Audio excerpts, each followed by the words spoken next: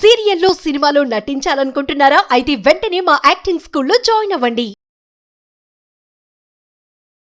అమ్మ నమస్తే అమ్మ. నమస్తే. అమ్మ కొన్ని వీడియోస్ చూస్తే అంటే చాలా విచిత్రంగా అనిపిస్తుంది అమ్మ. స్కూల్ వాష్రూమ్ లో పాప డెలివరీ అయ్యింది, బాబుని అందులో వేసేసింది. లేకపోతే హాస్టల్స్ లో డెలివరీ అయ్యింది, కాలేజెస్ లో వాష్రూమ్లలో. అసలు ఏంటమ్మా నాకు అర్థం కాలే. పిల్లలు అక్కడ దాకా వచ్చేది ఇంట్లో పేరెంట్స్ కి తెలీదా? ఇప్పుడు ఒక బిడ్డ లోపల ఉంది అంటే ఆటోమేటిక్ గా మనకి ఈ కడుపు భాగం అనేది పెరుగుతూ వస్తుంది. అంత ఎవరు ఎందుకు గుర్తించట్లా? స్కూల్లో టీచర్స్ గుర్తించట్లా, ఇంట్లో పేరెంట్స్ గుర్తించట్లా. వాష్రూమ్కి వెళ్ళి డెలివరీ అయితే రీసెంట్ గా కూడా ఆ బిడ్డని అందులో వేసేసింది. అంత ఎలా అమ్మ? ఇది చిన్న విషయం కాదు కదా. అందుకే అంటారు చూడండి, కక్కొచ్చినా కళ్యాణం వచ్చినా రెండో ఆగదు అని. అలాంటిది ఇది ఎందుకు ఎవరు గుర్తుపట్టట్లేదు? అంటే ఒకటి దీన్ని చెప్పాలి అంటే సమాజ వైఫల్యం అనొచ్చు, టోటల్ వ్యవస్థ వైఫల్యం అనొచ్చు. ఎందుకంటే మీకు చెప్తాను, అంటే పురాణాల కాలం తీసుకున్నారనుకోండి మీరు, కొంచెం వెనక్కి వెళ్దాం, బాగా వెనక్కి వెళ్దాం. మీకు మహాభారతంలో కర్ణుడి పాత్ర. కర్ణుడు కవచకుండలాలతో పుట్టాడు, దానశీలుడు, రాధకి దొరికాడు, రాధేయుడు. వాళ్ళ నాన్న వచ్చి ఏంటి రథం నడిపేవాడు. ఇవన్నీ కదా. కర్ణుడు అనగానే మన వాళ్ళు కర్ణుడిని ఎలా కోట్ చేస్తారు? ఆహాహా ఏమిరా దానకర్ణుడు లాగా, దానవీర సూర కర్ణ అంటారు. సో మీ కర్ణుడు పుట్టుక గురించి ఆలోచిస్తే మరి సూరసేనుడు అని చెప్పి ఆయన దగ్గర నుంచి పృథా అనే పాపని ఈయన కుంతిభోజుడు పెంచుకోవడానికి తీసుకుంటాడు. అయితే మామూలుగా పాత రోజుల్లో ఇలాగా మనకి అతిథి దేవోభవ, మాతృదేవోభవ, పితృదేవోభవ, అతిథి దేవోభవ, ఇలా అతిథులు వస్తే బాగా ముఖ్యమైన అతిథులకి వీళ్ళ సొంత పిల్లలతో కూడా చేయించేవారు సేవలు. అక్కడ దూర్వాస మహాముని వస్తాడు. దూర్వాసుడు అంటే తెలుసు మీకు. దూర్వాసుడు అంటే ఇప్పుడు కూడా కోట్ చేస్తూ ఉంటారు చూడు, ఏంట్రా ముక్కు మీద కోపం దూర్వాసుడుగా అంటారు కదా. ఆ మహా ఋషి వస్తున్నాడు అంటే ఈయన కుంతిభోజుడు ఏం చేస్తాడు, ఈ అమ్మాయిని ఆయన సేవకి వినియోగిస్తాడు. అంటే వారికి అవసరం ఉన్నప్పుడు పండ్లు ఫలాలు అందించడం, ఇవన్నీ అన్నమాట. ఇలా కొన్ని రోజులు ఆయన నుండి వెళ్ళిన తర్వాత ఈ అమ్మాయి సేవకి ఆయన చాలా ముచ్చట పడతాడు. చిన్నపిల్లవైనా చాలా బాగా సేవ చేసావమ్మా అని చెప్తాడు. నీకు ఓ వరం ఇస్తాను, నువ్వు ఎవరిని చూసి కోరుకుంటావో వాళ్ళ ద్వారా పిల్లలు పుడతారు అని చెప్తాడు. అంటే అది తర్వాత నిజంగానే వరంగా ముందుకెళ్తే వరంగా అయ్యుండొచ్చు. కానీ ఇక్కడ ఏమైంది, చిన్నతనం కదా, అమ్మాయి సూర్యుడిని చూసి అలా బిడ్డ కావాలని కోరుకుంది. అనేసరికి బిడ్డ కవచకుండలాలతోటి కర్ణుడు పుట్టాడు. అమ్మాయికి ఈ టెన్షన్ ఏం చేయాలో అర్థం కాదు. మరి రాజకుమార్తె, ఇది అంతటి రాజకుమార్తె కూడా చెప్పలేదు తండ్రికి, ఏం చేయాలో తెలీదు. చేతిలో చూస్తే బిడ్డ, తనకు పెళ్లి కాలేదు. ఇవన్నీ మరి ఏం చేసింది, వెంటనే ఒక పెట్టెలో పెట్టి ఆ పక్కన నదిలో వదిలేసింది. అప్పటి రోజుల్లో నదులు బాగున్నాయి, లేకపోతే ప్రవహిస్తున్నాయి. ఆ పెట్టి అవతల రాధ అనే ఆవిడకి దొరికింది, వాళ్ళకి పిల్లలు లేరు, వాళ్ళు పెంచుకున్నారు. ఇదంతా ఓకే గుడ్. కానీ ఇప్పుడు చూస్తే ఎర్లీ ప్యూబర్టీ పిల్లలకి, రెండోది పిల్లలకి కొంతమంది పాన్ చూపిస్తారు, అంటే పుస్తకాలు పేపర్ చూపిస్తారు.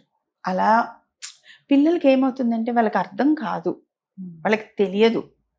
ఎందుకు తెలియదు అంటే సైకాలజీలో మనకి ఈ ఫ్రాంటియర్ లోబ్ అనేది 18 ఏళ్ళ వయసు వచ్చేదాకా పూర్తి గ్రోత్ రాదు. విచక్షణ అంటాం చూడండి, ఆ విచక్షణ రాదనమాట. అందుకే మీకు 18 ఏళ్ళకి లైసెన్సు, 18 ఏళ్ళకి ఓటు హక్కు, ఆడపిల్ల అయితే 18 ఏళ్ళకి పెళ్లి అని చెప్పారు. అందుకే చిన్నపిల్లలకి మా వాడికి డ్రైవింగ్ వచ్చు అన్నా కూడా మనము ఇవ్వకూడదు బండి, చిన్నపిల్లలకి పెళ్లి చేయకూడదు. ఎందుకంటే వాళ్ళకి ఆ విచక్షణ శక్తి రాదు. ఇప్పుడు అమ్మాయి చూడండి, ఓకే ఆయన ఇచ్చాడు నాకు కుంతి, ఆగి సరైన సమయంలో వాడుకుంటా అనుకోలేదు, వెంటనే కోరుకుంది. తర్వాత జీవితం అంతా బాధపడింది. వదిలిపెట్టాను పిల్లోడిని వదిలిపెట్టాను అని తెలిసిన తర్వాత ఇంకా బాధపడింది. ఇప్పుడు జనరేషన్ ఏమవుతుందంటే వాళ్ళ లాభం కోసం చూసే వాళ్ళు ఉన్నారు వయసుతో సంబంధం లేకుండా. అలాగే ఈ చిన్న పిల్లలకి నేను అన్నాను కదా 18 లోపు వాళ్ళు ఇన్ఫ్లుయెన్స్ అయిపోతారు అనమాట. ఎటంటే అటు ఇన్ఫ్లుయెన్స్ అవును. అయిపోతారు. ఇదే జీవితం అనుకుంటారు. కరెక్ట్ అమ్మా. సో పేరెంట్స్ కి ఏంటి నిజంగా పిల్లల మీద ఫోకస్ అనేది చాలా కొన్ని ఫ్యామిలీస్ లో ఉంటుంది. ఎంతసేపు వాళ్ళ మధ్యలో ఉండే గొడవలు, వాళ్ళ మధ్యలో ఉండే ప్రాబ్లమ్స్, లేకపోతే పక్కింటి వాళ్ళతో, అత్తగారితో, ఆడబడుచుతో వడ్డీ లెక్కలు, లేకపోతే చిట్టి పాటలు, వీటి వీటి వీటి వీటి మీద ఉన్న ధ్యాస. పిల్లలు స్కూల్కి వెళ్తున్నారు, వస్తున్నారు, లేకపోతే హాస్టల్లో ఉన్నారు, బాగానే ఉన్నారు, సెలవులకు వస్తున్నారు. సో పిల్లలతోటి కూర్చొని మాట్లాడి పిల్లలకి ఏమవుతోంది అనేది తెలుసుకునేదంత టైం ఉండట్లేదు, ఓర్పు ఓపిక ఉండట్లేదు. పిల్లలకి చెప్పాలంటే భయం వేస్తుంది. మీరు అనొచ్చు పిల్లల బాడీలో మార్పు రా, అవును, ఎదుగుతుంది కదా అలాగా అనుకుంటారు. ఆ పిల్లలు కూడా దానికి తగ్గట్టు లూజ్ డ్రెస్సులు వేసుకోవడము ఇలాంటివి మేనేజ్ చేస్తున్నారు. అంటే వాళ్ళకి తెలియదు అసలు. అసలు చాలా మందికి ఇప్పుడు చూడండి నిజంగా చెప్పాలంటే 18 లోపు పిల్లలకి పీరియడ్స్ రెగ్యులర్ ఉండవు కదా. ఫస్ట్ ఒక మంత్ వస్తాయి, 2-3 months రావు. మనం కూడా ఏమంటాం 18 వస్తే మీకు సెట్ అవుతాయి హార్మోన్స్ అంటాం. సో మరి అక్కడ పీరియడ్ వచ్చిందా రాలేదా అవి తెలియవు కదా. కరెక్ట్ అమ్మా.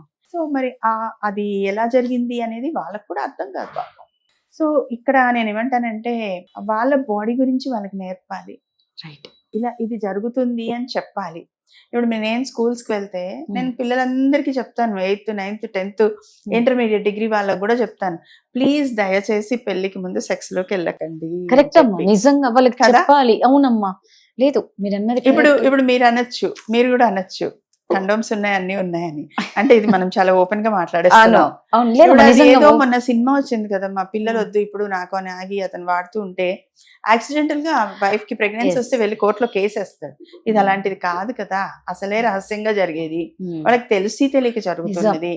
ఇది రైట్ ఆర్ రాంగ్ అని వాళ్ళ బ్రెయిన్ ఎదగలేదు, ఆలోచనకి వాళ్ళకి అందదు. అది ఇట్స్ కామన్ అనుకుంటారు. భయంతో జరగచ్చు, భయపెట్టి జరపచ్చు, ఆశ పెట్టి జరపచ్చు, గిఫ్ట్స్ ఇచ్చి జరపచ్చు.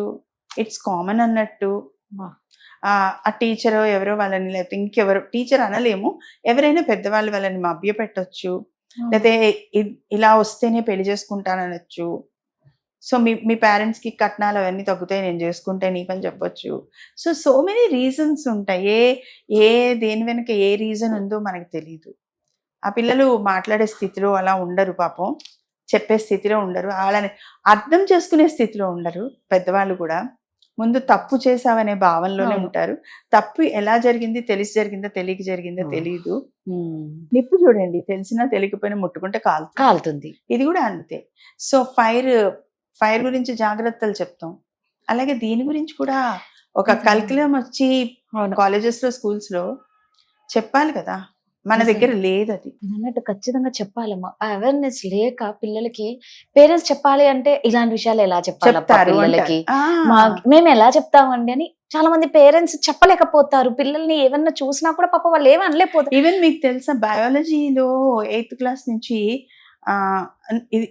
ఇవే క్లాసెస్ ఉంటాయి, 8th, 9th, 10th లో. ఈవెన్ టీచర్స్ కూడా సిగ్గుపడతారు చెప్పకుండా. ఇది కామన్ గా సృష్టిలో జరిగేది, ఇట్స్ న్యాచురల్.